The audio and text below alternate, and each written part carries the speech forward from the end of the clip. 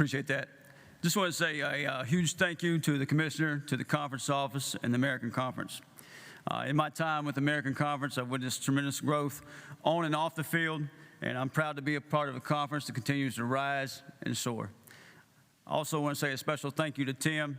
Just your support that you had for me last November means a lot to me and my family. Thank you. I'm fired up to be the 23rd head football coach at East Carolina. There's no better place in my mind. It's a special place. It's a special place in Dowdy-Ficklin Stadium, Greenville, and in Pirate Nation. Thank you to our fans. Thank you to Pirate Nation for making it a place where football matters. You know, the momentum we have coming off last season and into this spring has been awesome.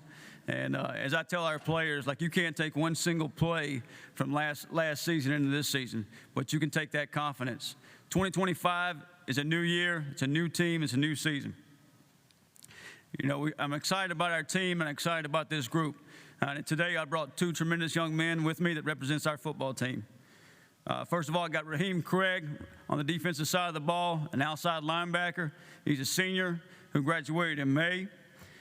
Raheem is from up the road in Taylorsville, North Carolina, about an hour away. Raheem brings energy to our building, to our program that's relentless every single day, not just on the field or at practice, but in everything he does. I think some of the folks saw that on the baseball diamond last night. We sure didn't see him hit the baseball. Also with us is our quarterback, Caden Hauser. Caden's our returning starter. Came on at the end of the season last year and finished really strong for us. And it's our first time we've had a returning starter at quarterback at that position since the 21-22 season. His commitment to being a Pirate and just loves loves Greenville and loves being a Pirate, I think it says a lot about who he is, especially in this day and time and the current landscape of college football. What I'm most proud of Caden about is his leadership and the role he's taken on in this offseason, and he's leading from the front. The rest of our football team, we lost 22 seniors, 22 special young men that laid the foundation. But we've welcomed 53 new players into our team, 23 true freshmen. What I'm most pleased about in our locker room, with bringing 53 new guys into our locker room, is the way they've welcomed those guys in. The way we welcomed those guys in, but kept the focus on the team. Our roster is made up of 40% of first and second year players. With 40% of your first and second year players is going to become youth, but with that youth becomes guys that bring energy, guys that are ready to compete and go at it and they're hungry. And we got some key returning players on each side of the ball, some vets. You know, I think you look at returning starters, it may not be that impressive number, but we've done a really good job the last several seasons of playing a lot of guys, adding a lot of depth. So although some of those guys haven't been starters full time, they've played a lot of snaps, played a lot of football. So I'm excited about those guys. Through the portal, we also did add some experience there. I think overall we have 28 seniors on our football team, so excited about the older young men in our program as well. You know, our staff has been unbelievable, and I wouldn't be standing here today if it wasn't for our staff. I'm just really proud of the way they mentor and lead our young men, and doing a great job there. This offseason, we've had a really good offseason in my opinion. Through the first 3 quarters, we broke it down into 4 quarters of an off season. You know, your winter training, your spring practice, your summer training, and we're getting ready to start the 4th quarter. Here on Sunday, we report Sunday. We open the season on August 28th with a Thursday night game. So we report Sunday. Our first practice is Monday morning, and we got a lot of work to do. We know that. We're excited to go attack the next 34 days. You know, our big focus this offseason as we go through the training, as we go through it, has been just everything we do, whether it's the weight room, whether it's practice, whether it's classroom, is doing it with relentless effort, intense energy, discipline, and execution. In closing, I'd just like to say this. It's been an honor to serve our players, serve our community, serve Greenville, our university, and Pirate Nation.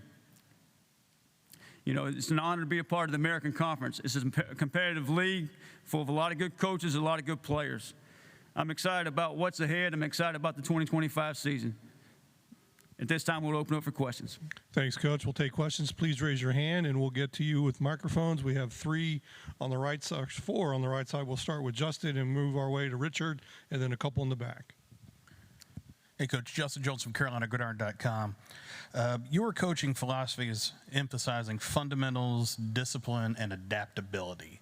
Given all of your new starters, we'll start on the defensive side. How are you prioritizing just the rapid integration of these new defensive personnel, but keeping those high standards of like red zone defense and tackles for loss that you had in 2024? Yeah, thanks, Justin, for the question. You know, I think it starts with how you do anything is how you do everything. And for me, that's, you know, how we come into the building, how we attack practice, how we attack meetings. And we got to set that foundation before we ever get into third down defense, red zone defense, tempo offense. You know, if we can't participate in those things correctly and attack that the right way, then nothing else matters. So that's kind of where our foundation is. You know, I talked about our focus in the offseason, been playing with relentless effort, and that's got to be it. The effort, the energy you play with, and you look back and I get asked this a lot, like what changed in 24? What changed from early in the season to late in the season? And we really just focus on how we do things. You know, playing for each other, playing with great effort, playing with great energy. And that was huge for us, and you know, that was a lesson that we all learned, and it was successful for us, and we're just definitely going to take that into 2025. Stay here on the right with Richard Walker. Richard Walker, Carolina Sports Hub. Obviously, one of the local guys you got, your defensive coach, Damian Wilson, highly rated recruit, goes to SEC, comes back to you. Now he's a preseason all-conference pick. How much is he giving your defense? And I'm assuming you as a defensive guy were involved in that kind of comeback to home state recruit. Yeah, thanks, Richard. Yeah, a local from Gastonia down the road, Damian Wilson. Day went to Mizzou. I'd recruited him out of high school, and I think it's very important anytime, you know, we have a chance to bring a young man from the state of North Carolina back home and back to East Carolina is pretty special. And Day is one of those guys that, you know, started in the bowl game for us, played a lot last season, may not be considered a returning starter, but in my mind, he is a starter for us. I'm really excited about this season for him. And I can see just in the offseason, like the way he works, you know, works out, attacks things, attacks practice, just the maturity level. You can tell, you know, a lot of young men going in their last season, kind of a different mindset. And Day certainly has that mindset right now. And looking forward to him leading our defense. He'll obviously wear the coach to player communication for us and kind of run the calls there. So I'm looking forward to that. We had some questions towards the back on that right side, the fifth row, over here in the little straight ahead. Two in that row. We'll go with you. Coach Steve and I go with Hoist the Colors, and you know, you guys brought in a lot of transfers as well. Just curious, maybe if you could pick one on each side of the ball that has really stood out, not only on the field but just like fitting in the locker room quickly. Yeah, thanks, Stephen. You know, it's an honor to have this in North Carolina. A lot of our local media gets to attend, a lot of our fans.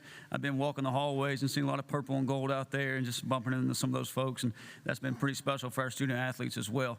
And usually back in Greenville, Stephen's the first question, so I'm a little disappointed he wasn't today.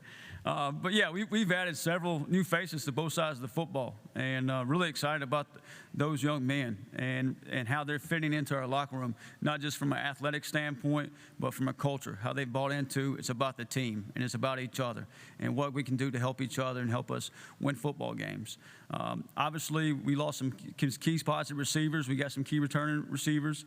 Quez Petaway is a guy that came in January, a slot receiver that's done some really good things at times, and just really looking forward to how much he's progressed from spring ball to preseason camp. I think sometimes when you bring a transfer in, they're kind of getting a new scheme or new lingo.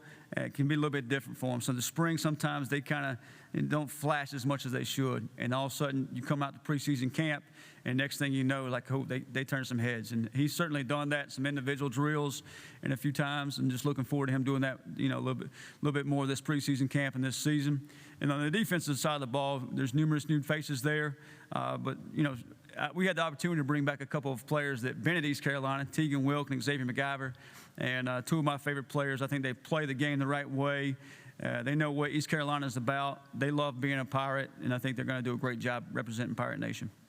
We're going to stay in the row, and then back to Richard Walker. Joshua Killian here with the Boneyard Podcast. Good to see you, Coach. Just a quick question. We've had a little bit of a rivalry with NC State for a few years here.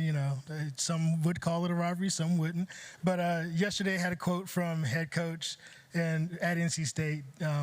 Just would you like to respond or just have any comment? Looking forward to that game. Yeah, appreciate you being here. Our main focus and for the 2025 season is not necessarily about our opponents right now. It's about us, and it's about how much better we can be every single day. We got 34 days until August 28th, but we got a lot of work to do, and we got a long ways to go. And we got to push every single day to get better and better. Then when you get to your opponent, whichever week that may be, that's going to be the biggest game of the year because it's the next game. And we all have that competitive mindset that we want to win and we want to take care of business. And but right now that's the mindset, and our opponent is us and taking care of us and seeing how much better we can get next week during preseason camp. Same side of the room, one row back, and then we have one behind. Coach Chance Skyver in the Pirate Pulse. You talked about all the new players you brought in, but you brought in a new DC, new cornerbacks coach, new strength coach. Just how has that turnover been from inside the locker room, and how are those guys bonding with the players? It's awesome. When you take over mid-season, it's kind of like you're just trying to keep it glued together, and you're trying to keep everybody in a positive mindset in the right direction, pulling together. In the off-season, whether it's through staff changes or how you go about your business and the culture and different things, you're putting your stamp on it and you're putting your fingerprints fully ingrained on it. And on the field, we were very fortunate to keep most of our staff intact. We had a corners coach leave and brought Teron Williams back. They'd been at East Carolina. I've worked at 2 different institutions with him. And then Josh Aldridge took my place as the defensive coordinator.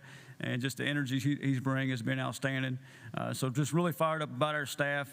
Mason in the weight room has been awesome, and the young men love him in there. And just seeing their bodies change and grow has added confidence in there as well. So the main thing is just like in our locker room, we make it about the team, we make it about each other, and growing for each other, and that's been pretty special.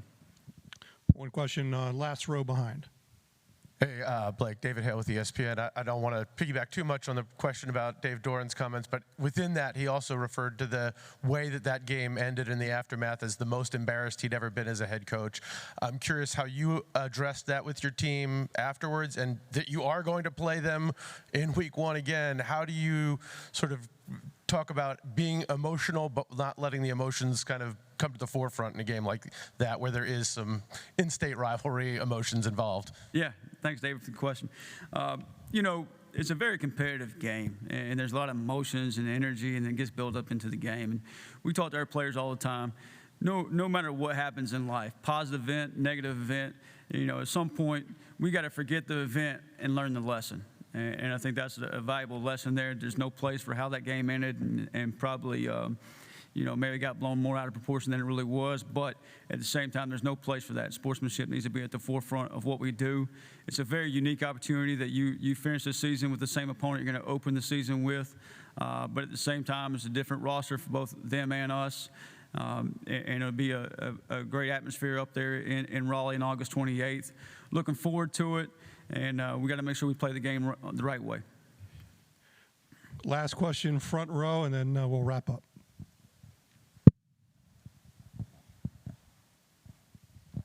Thanks. Don O'Coley, Greenville Reflector. Speaking of that team, well, not the team, but that game, it's a Thursday game.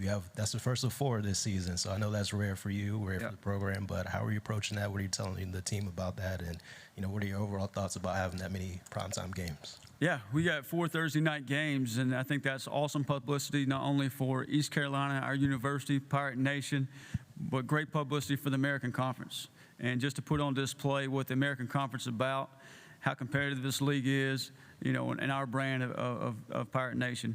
And that's a great way to begin the season. You're beginning the season with a team up the road that's an hour and 15 minutes away, that our fans are very familiar with their fan base, and players very familiar with their players. So really excited about it.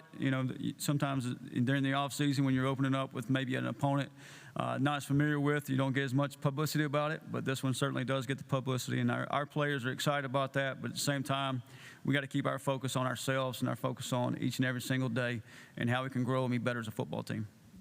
That's all the time, Coach. Thanks very much. Good luck. Thank you. Up next is Tulane.